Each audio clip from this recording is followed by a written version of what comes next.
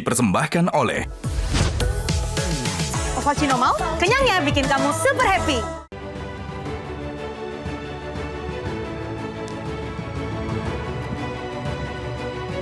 Selamat malam para pemirsa, ketemu lagi di Hot Room dengan saya, Hotman Paris. Kasus Miftah telah membawa babak baru. Akibat guyonan Miftah waktu berdakwah dianggap tidak pantas, telah menimbulkan wacana dari anggota DPR agar setiap pendakwa harus punya sertifikasi.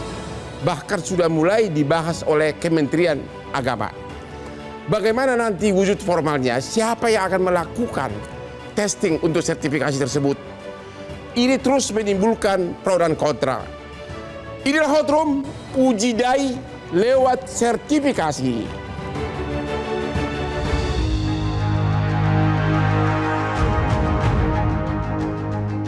Isu sertifikasi juru dakwah kembali mencuat setelah tindakan Miftah Maulana Habibur Rahman atau lebih dikenal Gus Miftah dalam sebuah pengajian di Magelang, Jawa Tengah berujung masalah. Miftah dalam video yang menjadi viral tersebut terlihat mempermalukan penjual es teh bernama Sun Haji dan memakai diksi kasar.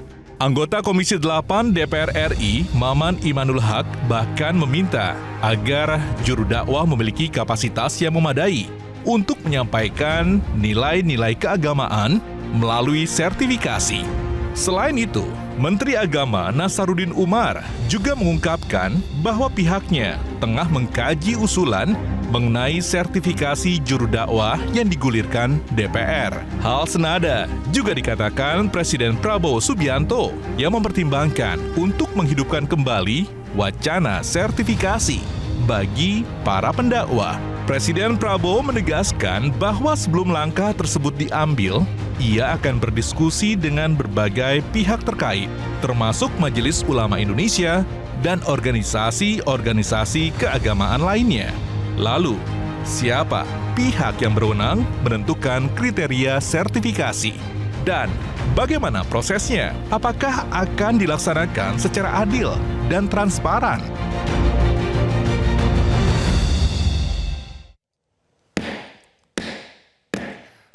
Para pemirsa, polemik bisa terus bermunculan di tengah masyarakat. Namun satu yang pasti, kamu harus menjaga kebugaran tubuhmu. Tiap minggu Hotman menerima kasus baru 3 perkara. Berarti 1 tahun ratusan perkara. Bahkan Pak Presiden kita Pak Prabowo 25 tahun jadi klien saya. Dan adiknya Hasim sampai sekarang jadi klien saya. Bagaimana caranya agar daya ingat kita jangan sampai berkurang dengan menua? Salah satu cara yang saya pelajari dari orang-orang adalah rajin minum kopi. Itulah makanya Hotman selalu minum kopi luwak hitam premium. Ratusan kasus bisa saya ingat. Belum lagi nama aspri saya hampir 500. Saya ingat semua. Inilah kopi luwak hitam premium. Kopi kesayangan Hotman. Halo anggota DPR Kang Maman melalui Zoom. Selamat malam Bang, mohon maaf nggak bisa hadir. Selamat malam Bapak, terima kasih atas kesediaannya. Boleh nggak diberitahukan ke pemirsa ini apa motivasi Bapak yang mengusulkan sertifikasi DAI? Iya, kasus Gus Miftah ini menjadi momentum kita bahwa sungguhnya masih banyak para dai yang membuat kegaduhan di tengah publik, tidak memiliki kemampuan yang minimum dalam referensi keagamaan. Maka muncullah dai yang asal ngomong, banyak bercanda, menghina, mencaci, memaki orang lain, bahkan dengan kepala negara dan lain sebagainya. Momentum inilah yang sebenarnya ingin saya katakan bahwa pertama, sertifikasi itu adalah sebuah ikhtiar untuk menghadirkan seorang pendakwah yang berkualitas, punya wawasan keagamaan, punya wawasan kebangsaan, punya sense of humanity, sehingga dia tidak mencaci, maki, dan lain sebagainya, sehingga dia akan mampu menyodorkan nilai dakwah yang sejuk, toleran, argumentatif, dan cerdas. Tapi yang kedua yang ingin saya katakan, bahwa sertifikasi ini bukan upaya pembungkaman terhadap satu kelompok atau seseorang. Negara tidak boleh membungkam kebebasan the freedom of speech. Yang kedua, saya mengatakan bahwa ini bukan juga alasan untuk kontrol negara terhadap warga negaranya. Sekali lagi, sertifikasi ini dibutuhkan untuk dua hal. Pertama adalah menjaga kewarasan publik.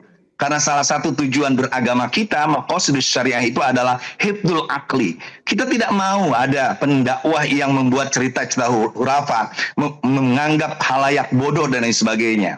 Tapi yang kedua yang penting tujuannya itu adalah mencerdaskan kehidupan bangsa. Jangan mimpi Apakah Pak Indonesia Prabowo bisa sudah- mencapai Indonesia emas.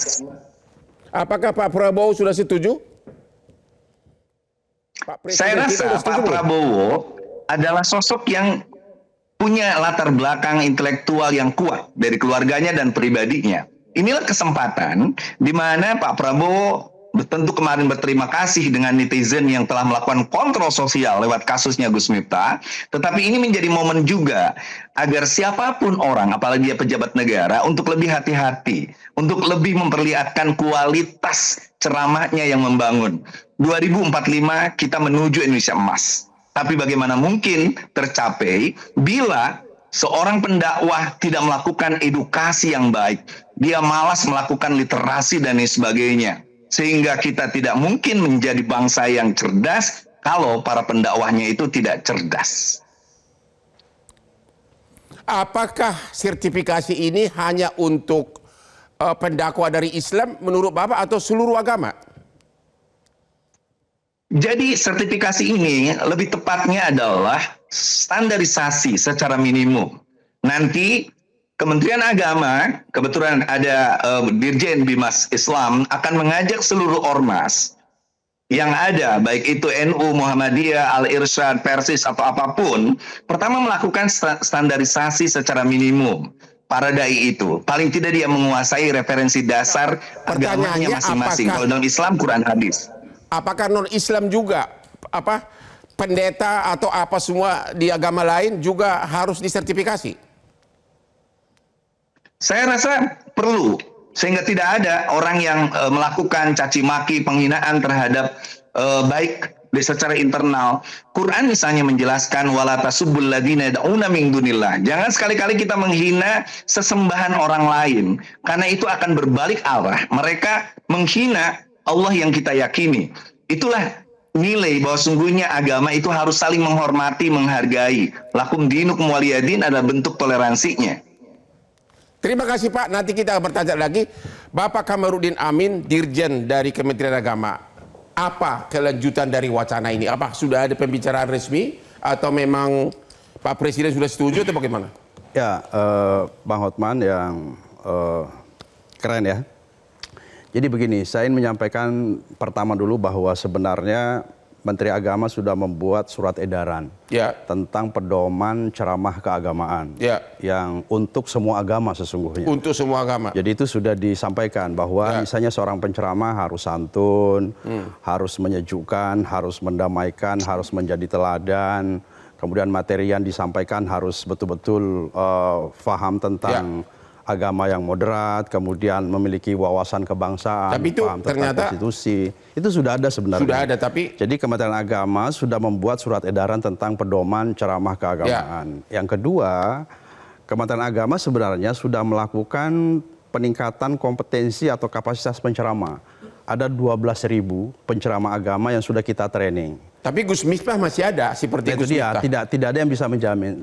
Sertifikasi pun sebenarnya belum tentu menjamin seseorang. Sertifikasi tidak menjamin. Tidak bisa juga menjamin. Tetapi maksud saya gini, yang penting, yang substantif adalah kita harus memastikan bahwa kapasitas kompetensi penceramah itu harus kita usahakan bersama-sama ya, bukan hanya pemerintah, oleh masyarakat juga, civil society, ormas keagamaan dan lain-lain. Tapi wujud konkret dari usulan ini sudah ada atau baru wacana? Sudah ada, kami sudah mentraining 12.000. Enggak, sekarang ini loh, ini kan baru nih, uji dai lewat sertifikasi. Itu dia. Ini sudah ada, itu kan yang dulu, ya yang baru sudah ada belum dengan adanya usulan dari Kak Mamang dari DPR? Sedang kita diskusikan. Sedang didiskusikan. Jadi begini, sebenarnya sekali lagi bahwa yang paling penting bagi kita itu adalah penceramah ini harus kita pastikan kompetensinya, kapasitasnya.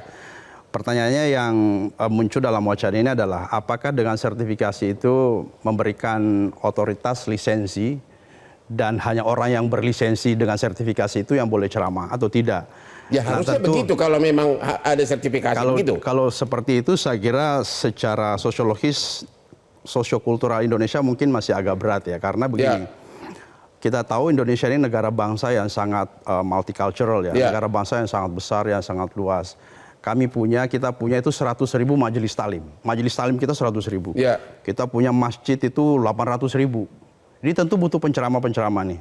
Dan kita harus bersyukur sebenarnya kepada penceramah, berterima kasih kepada penceramah selama ini karena mereka lah yang berhasil memberikan literasi kepada umat. Jadi menurut Bapak usulan ini nggak realistis? Bukan tidak realistis.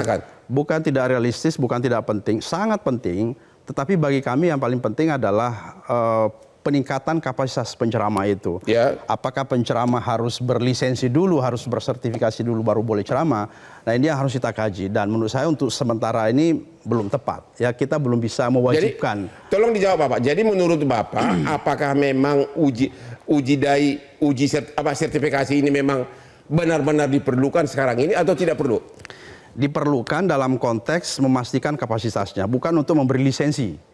Ya, jadi tidak bisa kita mengatakan bahwa seorang penceramah harus disertifikasi atau hanya yang certified penceramah yang boleh ceramah. Itu yang saya kira sementara ini masih berat untuk untuk konteks Indonesia yang sangat besar ya. Terima kasih. Ketemu lagi di Hot Room. Kita akan nanya nanti kepada Majelis Ulama Indonesia bagaimana dan harusnya bagaimana. Ketemu lagi di Hot Room.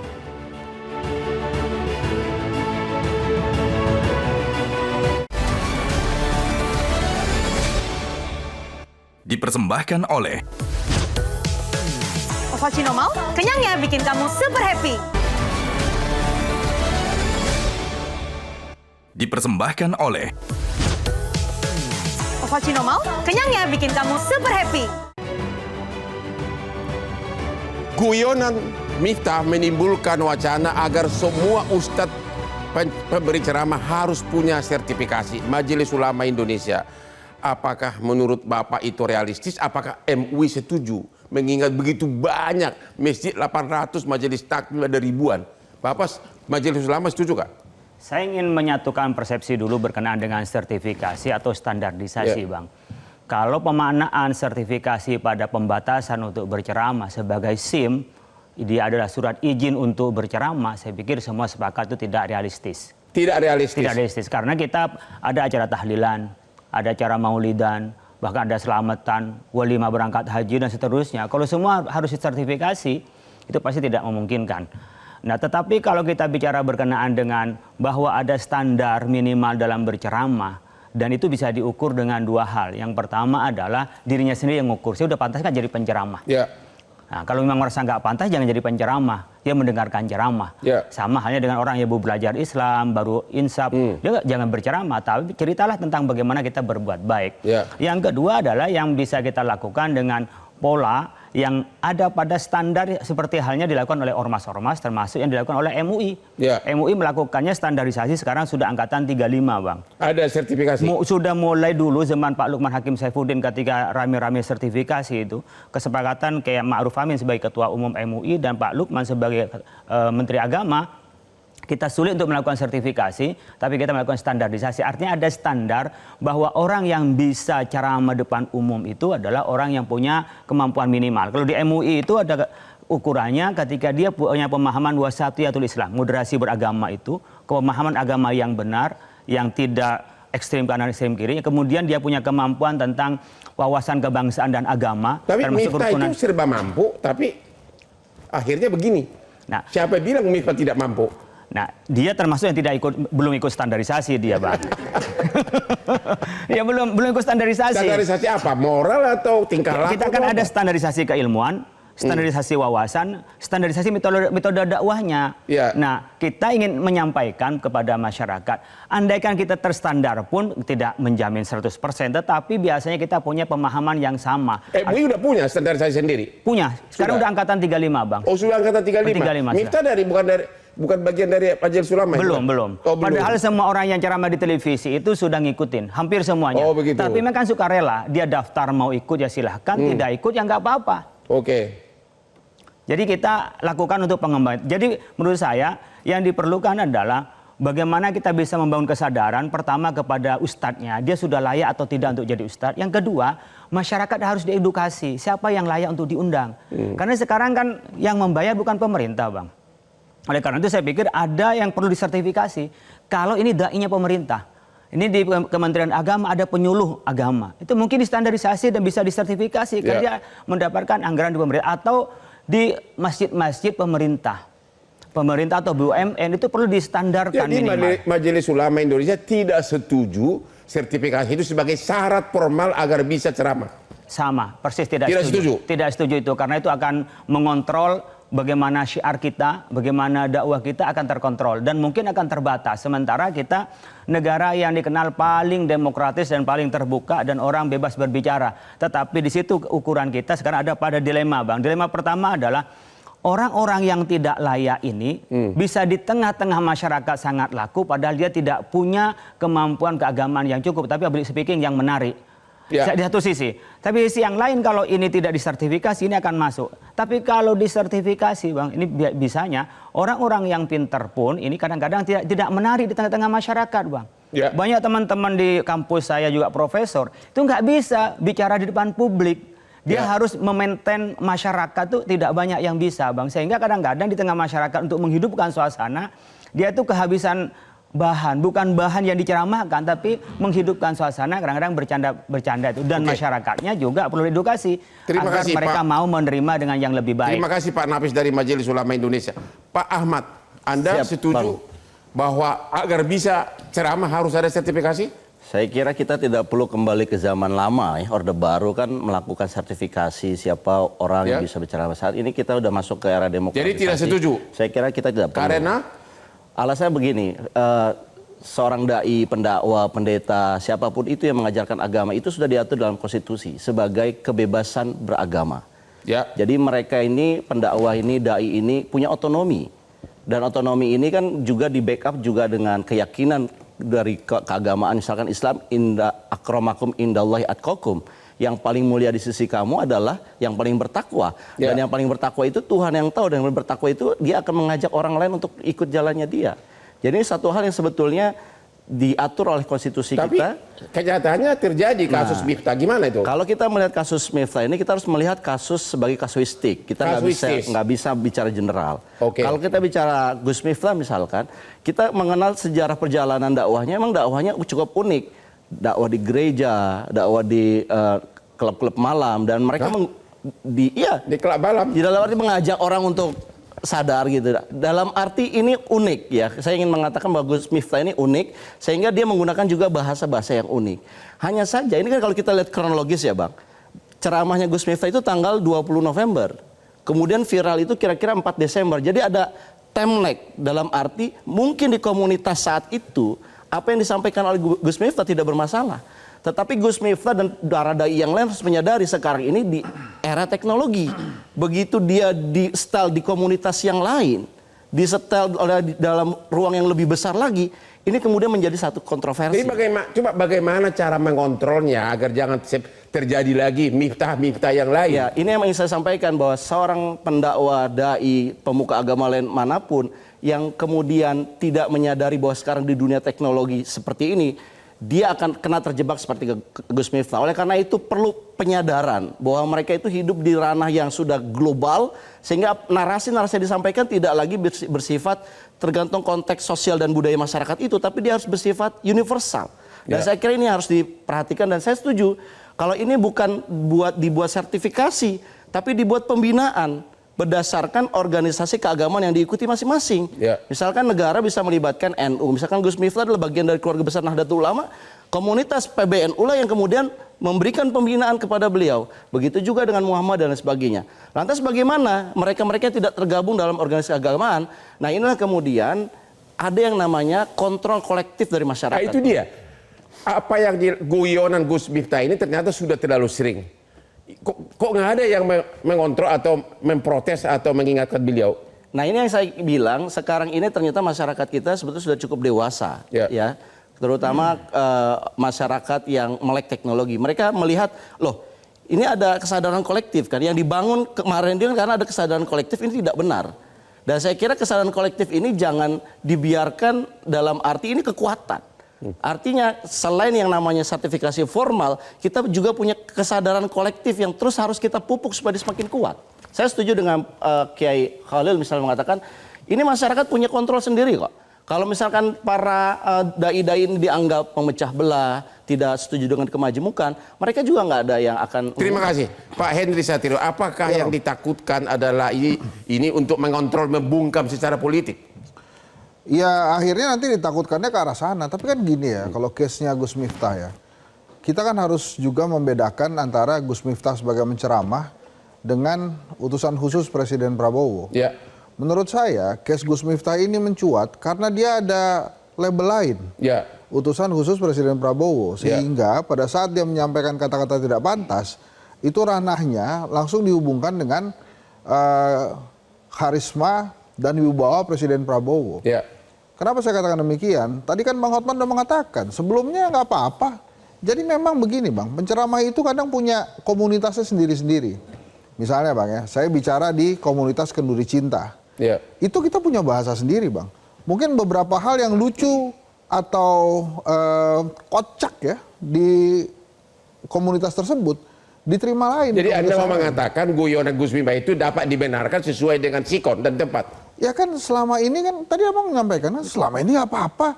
Karena memang komunitasnya menerima Ya, itu. saya pernah syuting sama beliau. Nah itu dia, komunitasnya menerima itu. Ya. Dan dianggap biasa-biasa aja. Ya. Tapi pada saat dia memegang label lain, itu ternyata jadi masalah. Nah menurut saya yang tidak Jadi disadari oleh kontrolnya Gus Miftah. gimana coba? Anda tidak setuju sertifikasi? Nggak, kalau itu nggak setuju Nggak saya. setuju? Nggak setuju. Jadi gimana untuk mencegah timbul lagi Miftah yang lain? Nggak, saya rasa sosok penceramah. Ini kan sertifikasi ini Bang, munculnya kan awal-awal gara-gara ada isu radikalisme waktu itu. Ya. Sehingga perlu nih ada sertifikasi supaya tidak ada konten-konten radikalisme disampaikan oleh penceramah. Kemudian kan isu itu hilang. Ya. Sehingga apa yang dilaksanakan oleh MUI selama ini ya berjalan aja sedemikian mestinya gitu ya, jalan-jalan aja. Nah, saya kembali lagi, bagaimana mengkontrolnya? Itu Bagaimana? Kan, kontrolnya itu ada di komunitas Bang. Pada saat dia melanggar aturan komunitas itu, pada saat dia melanggar komunitas di masyarakat itu, pasti dia tidak akan dipanggil lagi. Pasti dia tidak akan dipanggil lagi. Selama ini nggak ada yang ngontrol Gus Miftah? Ya makanya kan dia diterima-terima aja kan. Tapi pada saat dia punya label, maka itu jadi memberatkan dia. Saya sih yakinnya begitu. Karena lihat aja orang yang di samping ketawanya cekuakakan gitu tuh. Ya. Itu kan pasti dia bukan baru pertama kali bersama Gus Miftah. Dan beberapa peserta yang lain kan juga ketawa. Hanya memang pada saat dia menyandang label utusan khusus Presiden Prabowo dan muka Pak Sun Haji waktu itu yang membawa ST itu sangat memelas, itu kan menimbulkan Jadi rasa Anda empati. mau mengatakan hanya karena label dia sebagai utusan khusus Presiden makanya disorot gitu? Iya, karena kalau menurut saya komunitas itu memang sudah jadi komunitasnya Gus Miftah. Tapi Jadi, pantas sih nggak goyonan seperti itu? Ya nggak pantas Bang, tapi lagi-lagi kan saya bilang pantas tidak pantasnya itu sangat tergantung dari komunitas yang menerima. Ya. Setiap komunitas itu berbeda-beda. Dan setiap komunitas misalnya nih Bang ya, yang lucu cuma sampai hari ini oke-oke aja dan banyak didengarkan siapa? Gus Baha misalnya. Terus kemudian UAS misalnya. Itu kan kita dengerinnya juga enak-enak aja. Karena kita berada di komunitas itu, kita Tapi mau maklumi dan ingin dengar. setuju nggak goyonan Gus Miftah terlalu ekstrim? Terlalu ekstrim Bang. Terlalu kan? Terlalu ekstrim. Buat orang-orang yang tidak Goblok. berada di komunitas itu gitu ya. Kaget Bang. Malah ada yang bilang karena kurang cantik jadi apa? Aku lupa itu. Oh iya itu Bang, saya nggak mau ngomong, antar saya yang diprotes lagi. Karena kurang cantik cocoknya aja. Kalau dia Iya. cantik jadi apa itu? Ya itulah. Aku nggak berani ngomong. Ah, iya, kalau Abang kan punya imunitas, saya enggak. Oke Kang Maman, sebentar lagi akan minta pendapat apa? 3 dari narasumber ini menentang usulan Bapak untuk sertifikasi. Temu lagi di Hot Room.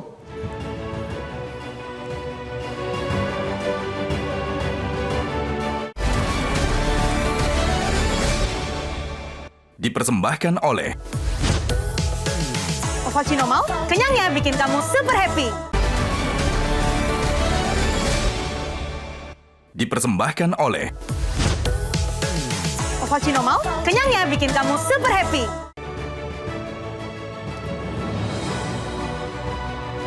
Kembali lagi di Hot Room. Hidup ini selalu pro dan kontra, akan terus perdebatan.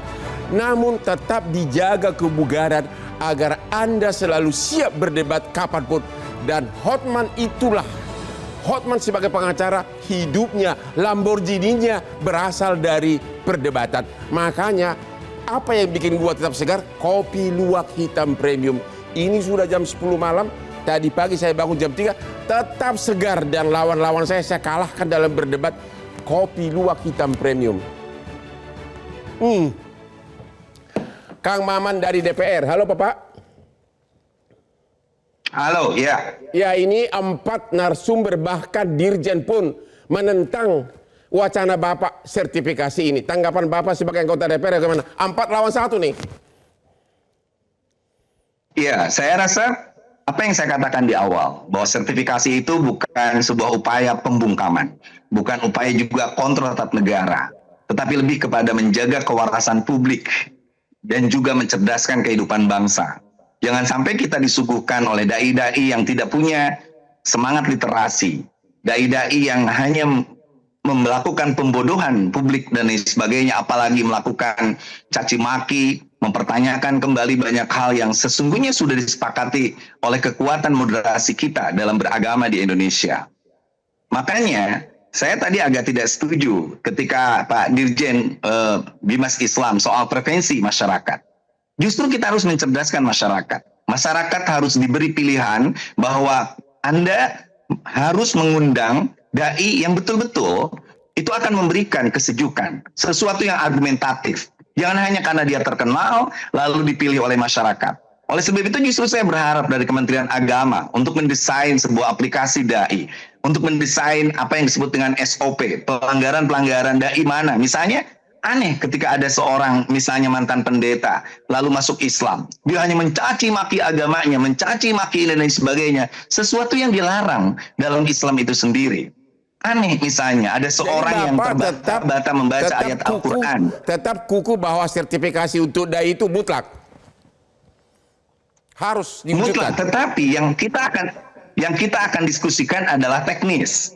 Tadi Kiai Holil sudah jelas mengatakan bahwa MUI sudah melakukan itu, bahwa NU, saya adalah mantan ketua lembaga dakwah pengurus besar Nahdlatul Ulama. Kita melakukan standarisasi, kita pun memberikan sertifikat. Tetapi sertifikat itu tidak lalu membatasi orang untuk berdakwah, karena dakwah itu adalah sebuah nilai panggilan ilahi. Tetapi kalau ada orang yang menggunakan profesi dakwah untuk mencari kekayaan, lalu dia menghina kelompok tertentu dan sebagainya, pertanyaan saya, di mana negara bisa hadir? Itulah yang sebenarnya harus dibahas. Teknis sertifikasi bukan hanya teknis untuk membungkam orang, tetapi lebih dari itu. Kenapa dulu saya menolak Bang Hotman, sertifikasi zamannya Menteri Agama Pak Rozi. Tapi sekarang saya mendukung. Satu, karena sekarang adalah pemerintahnya Pak Prabowo. Pak Prabowo adalah seorang pembaca yang baik. Dia didukung oleh 2 kelompok yang waktu zaman Jokowi itu tidak menyatu, cebong dan kampret. Betul, kardun dan lain sebagainya. Hari ini kesempatan kita untuk menyatukan itu. Nah, yang kedua, yang penting adalah hari ini performa Kementerian Agama lagi pas. Ada Prof. Najaruddin Umar, ada Pak Komarudin Amin dan lain sebagainya. Saya bilang, why not? Kalau kita hari ini dengan teman-teman MUI, dengan ormas-ormas untuk mendesain kembali bagaimana sebenarnya dakwah yang akan menggairahkan kita kembali.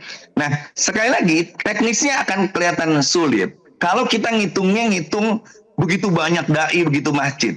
Tetapi kalau menghitungnya begitu banyak penyuluh yang berkualitas, tapi kenapa mereka tidak tampil di publik? Banyak cendekiawan muslim yang berkualitas. Kenapa tidak kita dorong mereka untuk menguasai media sosial dan sebagainya? Jangan sampai media sosial dikuasai oleh orang yang justru tidak memiliki kapasitas pemahaman agama yang mumpuni dan kapasitas wawasan kebangsaan yang bagus. Terima kasih Kang Maman DPR. Kamarudin Amin, Pak Dirjen. Anda termasuk yang tidak setuju sertifikasi resmi agar bisa ceramah. Tadi Kang Maman DPR tetap harus. Anda berubah pikiran? Enggak, sebenarnya tidak berbeda apa yang diinginkan Pak Maman dan apa yang sudah kami lakukan. Seperti yang saya sampaikan tadi, kami sudah membimtek, memberikan kapasitas, meningkatkan kapasitas para penceramah itu 12.000. Dan kami promosikan mereka, kami menghubungi BUMN, kantor kementerian, ormas-ormas keagamaan, agar mengundang mereka-mereka yang sudah mendapatkan sertifikat dari Kementerian Agama. MUI juga sudah melaksanakan. Tapi kan pertanyaannya kan, agar bisa ceramah harus ada sertifikat. Itu pertanyaannya. Iya, itu yang kita tidak setuju dan Kang Maman juga tidak setuju sebenarnya, sama saja. Jadi yang saya kira kesepakatan kita adalah meningkatkan kapasitas penceramah. Kapasitasnya kita tingkatkan, ya kapasitas itu tentu komprehensif ya. Miftah itu pintar loh, kapasitasnya jago. Ya, kapasitasnya kan bukan kapasitas akademik saja. Karena gini, dakwah itu kan ada ekosistemnya juga. Ya. Ada penceramah, ada cara berceramah, ada instrumen ceramahnya, ada yang diceramahi dan seterusnya. Nah, dalam peningkatan kapasitas yang kita lakukan di Kementerian Agama itu pertama meliputi substansinya, pengetahuan keagamaannya, wawasan kebangsaannya, nasionalismenya, cara adakah berceramahnya. dilakukan pembahasan teknisnya sertifikasi ini dalam waktu dekat? Yang kami lakukan itu akan terus kami lakukan. Artinya dengan wacana baru dari DPR belum ada untuk respon terhadap itu? Sebenarnya sekali lagi apa yang diusulkan oleh Kang Maman sebenarnya sama dengan apa yang sedang dan akan kita lakukan. Jadi tidak ada perbedaan. Terima kasih. Perlu intensifikasi saja. Majelis Ulama Indonesia ada tambahan menanggapi tadi Kang Maman DPR? Ya, saya pikir Kang Maman berpikirnya bagaimana kualitas dakwah itu bisa naik. Kita punya sekian banyak IAIN dan UIN. Ya. Dan banyak fakultas dakwah. Tapi penceramah, dalam arti dakwah penceramah, yang terkenal dan masyhur itu bukan lulusan dari fakultas dakwah. Ini masalahnya. Oh begitu. Nah, jadi saya pikir perlu didorong ini oleh Kementerian Agama, oleh pemerintah, agar tumbuh orang-orang yang memang terdidik di bidangnya. Ini kan banyak orang yang nyebrang, sebenarnya orang yang tak pernah aktivitas di dakwah kemudian didakwah, atau memang dia kreativitas dia kemudian bisa diterima oleh publik, kemudian dia berceramah. Ya. Jadi bukan masalah Gus Miftah semata ini masalahnya, tapi masalah soal dakwah. Dan saya pikir akhir-akhir ini sudah lebih baik. Setelah Kementerian Agama juga melakukan pembinaan, kami juga melakukan pembinaan, ada sepemahaman. Tapi ada pertanyaan, Majelis Ulama sendiri, apa komentarnya atas guyonan dari Gus Miftah selama ini, dan kenapa Majelis Ulama diam aja? Saya ngomong kok. Ngomong apa? Kalau saya ngelihat di Twitter saya atau di publik, saya ngomong bahwa kalau candaan itu tidak layak dan tidak lucu. Tapi kan sudah lama terjadi, kenapa baru sekarang? Yang dulu kan tidak tidak momentumnya untuk berkomentar, Bang. Karena mungkin dia belum melukai pada masyarakat. Ya. Dan kami memang tidak sedang meneliti dari sekian banyak orang yang berkomentar atau orang yang berceramah di publik. Ya. Jadi memang nggak mungkin lah kita akan menkomentari semua orang yang ceramah di publik, apalagi di media sosial itu. Tetapi dalam kasus ini saya pikir, saya juga dari awal-awal saya sudah menyampaikan secara pribadi, saya cukup dekat dengan Gus Miftah. Ya. Saya punya kadang-kadang ngopi-ngopi bareng. Tapi dalam hal ini saya sebagai teman menasehati, tentu ada untuk kebaikannya. Ini termasuk kebablasan di dalam bercandanya. Jadi Bapak Majelis Ulama pun atau Bapak pribadi pun tidak setuju goyonannya itu kebablasan? Di publik saya tidak setuju. Mungkin terbatas bisa saja untuk komunikasi dengan teman-temannya. Tapi ketika di publik, ini kan masalahnya sekarang, Bang. Kita ceramah di tempat komunitas kita yang khusus, kita harus cari ini, harus lihat ada orang yang rekam atau tidak. Jadi memang hati-hati. Saya pun ketika dalam acara workshop saja, ketika saya mau bicara yang lebih bercanda, mungkin lebih keterlaluan, kadang dia komunitas itu, kita ngelihat ada yang pegang handphone atau enggak. Karena khawatir diviralkan, Bang. Oke, kita istirahat lagi, temu lagi di Hot Room, satu sesi terakhir lagi.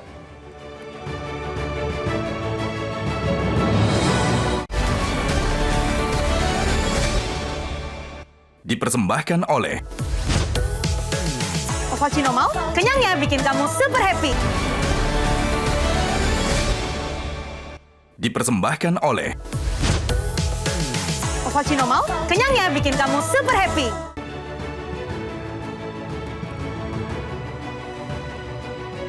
Temu lagi di Hot Room, uji dai lewat sertifikasi.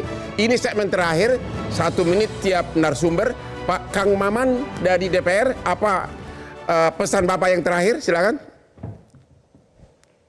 Yang pertama tentu kita punya kewajiban untuk meningkatkan kualitas para dai dengan apapun caranya, dan itu kita serahkan kepada MUI, kepada lembaga-lembaga ormas keagamaan.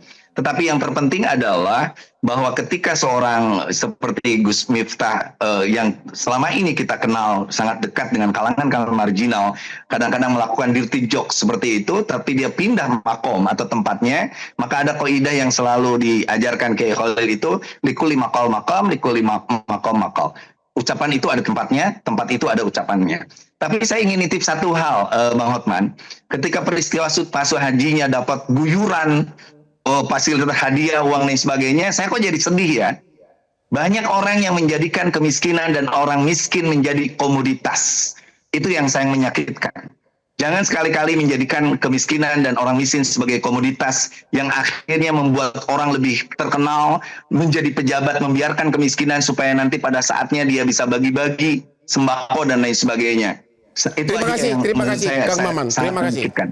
Terima kasih Kang Maman dari DPR yang pertama kali mengusulkan agar Ustadz yang jadi dai harus punya sertifikat. Bapak Dirjen dari Kementerian Agama, pesan terakhir apa? Terakhir Para gini, pemirsa? saya hanya ingin mengatakan ada satu poin yang mungkin sedikit out of context, tapi masih ada relevansinya, bahwa Indonesia harus berterima kasih kepada penceramah, kepada para dai, karena para dai inilah yang mencerahkan Indonesia, para dai inilah yang membendung ekstremisme, radikalisme, paham Islam yang demokratis, yang menghargai perbedaan itu dari para penceramah kita. Dan oleh karena itu saya kira kita patut bersyukur, berbangga kepada mereka. Dan selama ini saya sebagai Kementerian Agama, pemerintah tentu tantangan bagi kami untuk terus melakukan ikhtiar ya. Tapi Bapak tidak setuju ada guyonan Gus Miftah seperti itu lagi? Saya kira bukan hanya Gus Miftah, tapi siapapun, saya kira tidak boleh kita berlebihan, ekstrim. Anda pribadi setuju bahwa guyonannya keterlaluan? Iya dong. Oke, iya. Jadi, oke, sekarang Pak Nafis dari Majelis Ulama, coba kasih usulan realistis apa lagi? Jangan sampai penceramah itu dihakimi. Karena sebenarnya penceramah itu opinion leader. Dia akan membawa opini wacana publik itu oleh penceramah. Tapi kalau dibilang goblok, penjual es gimana? Oleh karena itu kita juga saling mengingatkan. Karena ini pesan dari Tuhan, Allah Subhanahu wa Ta'ala. Jangan lupa ketika kita menyampaikan sesuatu depan publik, jangan lupa berdoa kepada Allah. Ya Allah, jangan sampai kami berdoa kepadamu, jangan sampai lisan kami ada mengucapkan sesuatu yang tidak engkau ridhoi, tidak engkau izinkan. Sehingga pada jalan yang benar. Karena kadang-kadang kita kepleset, kadang-kadang merasa harus asik dan seterusnya, kelupaan Bang. Jadi saya juga sering, karena ceramah juga di sini ngisi Hasanah di Metro TV, itu sering berdoa dulu Bang, dan selalu itu karena takut kepleset. Oleh karena itu ya kita berusaha bagaimana dai ditingkatkan kualifikasinya dan kualitasnya dan kompetensinya, dan lembaga-lembaga yang mencetak dai kita dorong untuk dia bisa banyak mewarnai di Republik ini, bukan orang yang tiba-tiba jadi, dan meskipun orang jadi pun juga tidak ada jaminan kecuali kita diizinkan oleh Allah. Tapi Majelis Ulama Indonesia sampai saat ini tetap tidak setuju bahwa untuk bisa ceramah para ustadz harus ada sertifikasi, tidak setuju. Majelis Ulama tidak setuju kalau itu jadi SIM, surat izin berceramah dengan cara sertifikasi. Tapi kami setuju dan kami berusaha akan kita lanjutkan umpamanya dari standarisasi menjadi sertifikat kompetensi. Tidak setuju karena tidak realistis atau karena apa? Tidak setuju karena itu akan mengekang terhadap kebebasan kita, menghilangkan syiar agama, kemudian kita akan tidak banyak orang yang mendapat pencerahan dari para penceramah karena terbatasnya tempat itu. Tetapi kami mungkin mendidik seperti standarisasi, nanti juga bisa bersertifikat. Nggak apa-apa kita masuk ke LSP, lembaga sertifikasi profesi, tetapi tidak menjadi syarat. Tapi untuk mengukur kompetensi nggak ada masalah Bang. Oke, terima kasih Pak Ahmad Nur. Saya nanya sedikit boleh nggak? Ya silakan. Kalau ada standarisasi ongkos atau biaya bayaran dari penceramah, setuju nggak? Karena kan ada yang kecil banget, ada gede banget. Jadi kayak nggak seimbang gitu. Di dalam kami, di metode dakwahnya itu ada pedoman umum bagi kita semua, dan bagian dari kode etiknya penceramah tidak boleh menentukan tarif. Tapi dikasih tarif berapapun silahkan, karena masyarakat juga tanpa tarif udah ngerti kok. Realitasnya gimana? Realitasnya ada yang dikasih sedikit, dikasih banyak. Tapi kalau dari kami, kalau dikit nggak datang lagi yang kedua. Kita tetap datang Bang. Kalau ceramah-ceramah agama, kecuali memang orang yang beda ya, bukan agama. Tapi kalau ceramah tetap datang. Jadi sebenarnya penceramah itu diundang aja sudah senang. Tapi memang nggak ada tarif resmi, nggak ada ya? Tidak ada Bang. Kalau dari kami. Gimana? Udah puas? Puas. Oke. Nah, silakan apa? Saya sudah puas itu, tapi saya mau komen boleh nggak? Ya silakan. Nggak, kalau sebetulnya sih kan gini. Salah satu hal ya, kalau misalnya ada sertifikasi itu, kalau mau ada standarisasi itu, menurut saya standarisasinya harus menyeluruh. Bukan cuma tentang kapabilitas, tapi juga tentang berapa sih umat harus bayar gitu. Minimal berapa, standarisasi maksimal tarif berapa. gitu. Karena begini Bang, kan banyak ustadz-ustadz hebat, umat tuh takut loh ngundang. Mesti bayar berapa kita? Iya. Jadi karena ketakutan mesti bayar berapa itu, jadi ilmunya itu tidak tidak mendapatkan kesempatan yang sama untuk mendengarkan hal-hal baik Artinya dari si tarif pun ustadz perlu itu. ditertibkan begitu. Iya, jadi maksud saya kan misalnya ada yang dibayarnya sampai ratusan juta. Itu kan umat uangnya dari mana? Ya, tapi itu kan Uangnya dari mana? itu kan kenyataan di Itu masyarakat. mau biasanya gimana? konsekuensi disertifikasi. Oh. Karena kalau bersertifikat maka tarifnya sekian. Ketika sertifikat A maka tarifnya sekian. Maka menghindari itu kita cukup standarisasi. Gimana Pak saja. Ahmad Nur? Ya, saya kira sangat berbahaya ketika negara ingin mengendalikan para pendainya, Ya. para pendakwanya. Kenapa? Karena negara itu, saya tadi mengutip Pak Kang Maman bilang, waktu zaman Pak Jokowi beliau nggak setuju, tapi zaman Pak Prabowo sekarang jadi setuju. Sebetulnya dalam kebijakan publik siapapun pemimpinnya, kita harus menggunakan rasionalitas. Karena rasionalitas itu yang membuat kita konsisten. Ya. Makanya mau di zaman apapun saya kira ini bukannya zamannya lagi kita kembali ke masa lalu di mana negara punya favor tertentu, punya favorit tertentu kepada para dai dengan karakter tertentu. Ya. Saya kira agama juga mengatakan membuka istihad sebesar-besarnya. Jadi yang pertama itu. Yang kedua, kalau sertifikasi ini seperti sertifikasi guru yang beririsan dengan Ya, gaji. honornya dan gajinya, boleh-boleh saja. Nah, ini kan para pendakwa, pendeta yang menerangi umat, ini kan tidak ada yang bayar selain Tuhan, begitu loh. Jadi saya kira... Jadi Anda tetap berpendapat bahwa tidak setuju sertifikasi sebagai syarat formal agar bisa berdakwah. Dan itu berbahaya kalau itu dijadikan syarat formal. Berbahaya. Berbahaya. Mengenai tarif perlu nggak ditertibkan? Nah, ini Ada SK Menteri gitu loh. para dai juga ini harus menyadari ya bahwa kalau mereka cari nafkah dari jualan agama itu dosa besar malah. Jadi saya kira para dai juga harus membuka selebar-lebarnya. Saya setuju dengan Pak Khalil sampaikan. Para dai itu ikhlas saja, rezeki sudah diatur sama Tuhan. Jadi nggak perlu ada tarif-tarif tertentu. Oke, kita harus akhiri acara ini. Sebagai kesimpulannya malam ini, 4 dari narasumber menentang sertifikasi dai sebagai syarat untuk berdakwah. Kita nanti tunggu Kang Maman dari DPR apa akan terus berjuang atau tidak. Inilah Hot Room, jangan lupa menonton Metro TV setiap hari Rabu jam 9 malam dengan hostnya yang sangat lumayan. Kita mulai. Silakan Pak, silakan. Silakan Pak.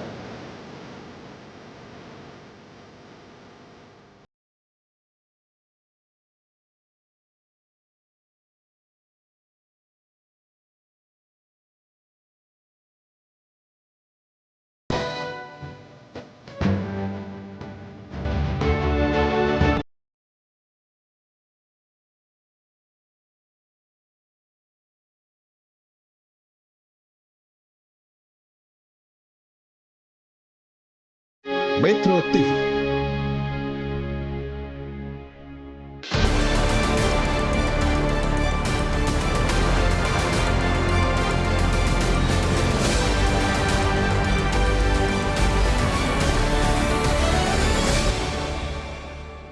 Dipersembahkan oleh Ovaltino mau, kenyangnya bikin kamu super happy.